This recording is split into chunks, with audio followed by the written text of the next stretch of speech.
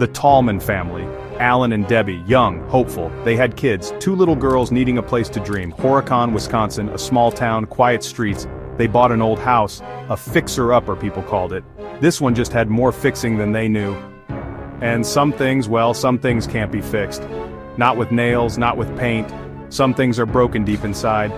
They needed beds for the girls, money was tight, a second-hand store downtown, and there it was. A bunk bed. Sturdy enough, looked like it had stories. Alan haggled, got a good price. A bargain, he thought. Sometimes bargains cost more than you think. Much more. They brought it home in Alan's pickup truck. The wood felt cold, even in the summer sun.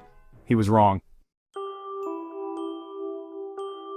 The first night was quiet, or so they thought. The house settled around them. Old houses do that. They groan. They sigh. They remember. The girls slept, or seemed to. The bunk bed stood silent in the dark. A sentinel, waiting. For what? No one knew. Not yet. But the waiting had begun. A patient, ancient kind of waiting. It had time, all the time in the world. Then came the whispers, faint at first, like the rustle of dry leaves, or mice in the walls. The youngest girl heard them. She told Debbie. "The bed talks," she said. Debbie smiled, kissed her forehead. An active imagination, that's what parents say. When the truth is too dark to consider, this was something else. The nights grew longer, or they seemed to. Each passing hour felt like an eternity, stretching the darkness into an endless void. For the Tallman children, darkness was a blanket of dread. Every creak, every whisper of the wind outside, seemed to amplify their fear. The bunk bed wasn't just furniture anymore. It had become a symbol of their nightly terror, a looming presence that cast long shadows on the walls. It was a source of terror, a place where nightmares seemed to come alive, where the line between reality and imagination blurred, a focal point for the unseen. Shadows danced menacingly, and the air felt thick with an unspoken threat. They started refusing to sleep in their room. Tears, pleading. Their once safe haven had turned into a chamber of horrors. Anything to avoid that bed. They would rather sleep on the cold, hard floor than face the terror that awaited them on the bunk bed. The whispers were clearer now, not always gentle, sometimes mocking, sometimes angry. They seemed to come from the very walls, echoing in the silence. One of the girls woke screaming. Her cries pierced the night, a desperate plea for help. Said she saw a face that didn't belong, lurking in the shadows, in the dark, near the bed, old, wrinkled, a visage that seemed to carry centuries of malice, with eyes that weren't right. Eyes that seemed to bore into her soul, filled with an unnatural glow. Debbie rushed in, held her, comforted her, but even her embrace couldn't chase away the chill that had settled in the room. But the room felt cold, colder than it should. A damp cellar chill. Even Alan felt it. It was as if the very air had turned against them, a prickle on his skin. He checked the windows, closed tight. The furnace was on. Still, the cold lingered. Heavy. Unnatural. It was a cold that seemed to seep into their bones. His skepticism began to crack. The evidence was mounting, and the fear in his children's eyes was undeniable. The malevolence was not content to stay in one room. It began to seep. Through the floorboards, through the walls, like a sickness. The whole house started to feel wrong. Cold spots appeared, drifted. You'd walk through a pocket of unnatural chill, then it would be gone. Doors creaked open, slowly, deliberately, when no one was near. Cupboard doors slammed shut, loudly, violently. The family dog, a cheerful mutt named Buster, changed. He used to bound through the house. Now he whined. He cowered. He refused to go near the children's room. He'd stand at the doorway, hair bristling, a low growl rumbling in his chest, staring at something they couldn't see. Sometimes he'd bark, frantic, terrified. Animals know. Section 5, Faith and Fear Seeking an Answer. Debbie couldn't take it anymore. The weight of the unknown was crushing her spirit. Every day felt like a battle against an invisible enemy. The fear for her children was a constant ache. Alan, too, was shaken. He tried to be the rock, but even rocks can crack under pressure. His practical world was crumbling. The bills were piling up, and the once orderly home was now a chaotic mess. They were living in a nightmare. They needed help, desperately. But where could they turn when the source of their torment was so elusive? But who do you call when the monster isn't under the bed, when it lurks in the shadows of your mind? But the bed, or in it, or around it. The fear was omnipresent, seeping into every corner of their lives. The police, They'd think they were crazy.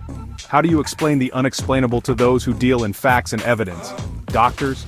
They already tried that. They talked to friends, whispered their fears.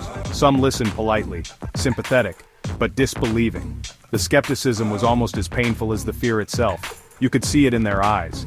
Others offered simple advice: get more sleep, open the windows, sage the house, as if these small acts could banish the darkness that had taken hold. They tried some of it, nothing worked. The presence remained. It was as if it thrived on their attempts to dispel it. Growing stronger, bolder. The flickering lights and cold drafts were just the beginning. The whispers in the dark became more frequent, more menacing. They spoke of things that no one should know. The house felt like it was holding its breath, waiting, watching. The air was thick with anticipation. The blessing had only provoked it. The entities seemed to mock their efforts, growing more aggressive with each failed attempt to rid themselves of it. Section 6. The eyes in the dark, malevolence revealed. The entity was no longer content to whisper or move objects.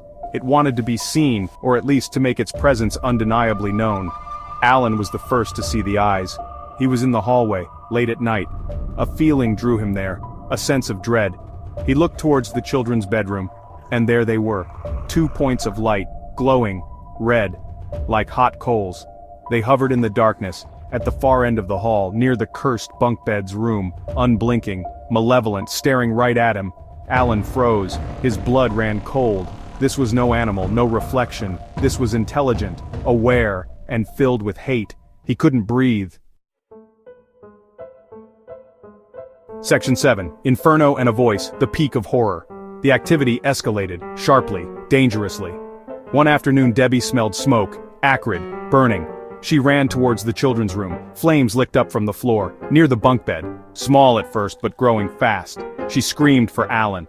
They grabbed a fire extinguisher, managed to put it out. But the message was clear. This thing could do more than scare them. It could harm them, physically. Then came the voice. Not whispers anymore, a clear, guttural sound. It filled the rooms. Seemed to come from everywhere and nowhere. "You're dead!" it growled, over and over. A chilling promise. The voice was deep, raspy, inhuman. Section 8. Flight into the night, escaping the nightmare. The decision was made in a torrent of fear. They had to leave. Now. Not tomorrow, not next week. Tonight. They couldn't spend another night in that house, with those eyes, with that voice, with the constant, suffocating presence. Packing was frantic, haphazard. They grabbed essentials, clothes, important papers, the children's favorite toys, anything to offer a sliver of comfort. They didn't care about the furniture, the appliances, the life they had tried to build there. None of it mattered. Only escape. The bunk bed remained, looming in the children's room, a dark monument to their terror. They didn't even look at it as they herded the girls out, down the stairs, past the hallway where the red eyes had glowed. Section 9. Echoes of Evil, the Scars That Linger. This is a story of a family forever changed by the unseen forces that haunted their lives. The Tallman family never returned to the house in Horicon. They couldn't. The memories were too painful, the fear too real. The thought alone brought back the cold dread. The kind of dread that seeps into your bones and never quite leaves. The red eyes, the voice. These were not just figments of their imagination, but vivid, terrifying memories that haunted their every waking moment. They found a new place, far away, a place where they hoped to find peace and start anew. They tried to start over, again, but the past has a way of clinging to you, no matter how far you run. But things were different now. They were different. The experiences had left an indelible mark on their souls, changed by what they had endured. The fear had become a part of them, a shadow that followed them everywhere. The world felt less safe, more shadowed. Every creak, every whisper of the wind seemed to carry a hidden threat. They knew what lurked in the dark corners, the bunk bed, what happened to it. Stories vary. Some say it was dismantled, piece by piece. Some say it was dismantled, burned, the ashes scattered, as if destroying it could erase the memories. Others say it was buried deep, hidden away where it could never be found, where it could never harm anyone again. But the scars it left behind were not so easily buried. Whatever its fate, its influence had spread. Like a dark seed planted in their minds, growing and twisting their perception of reality. Like a dark seed planted in their minds, The fear and anxiety became a part of their daily lives.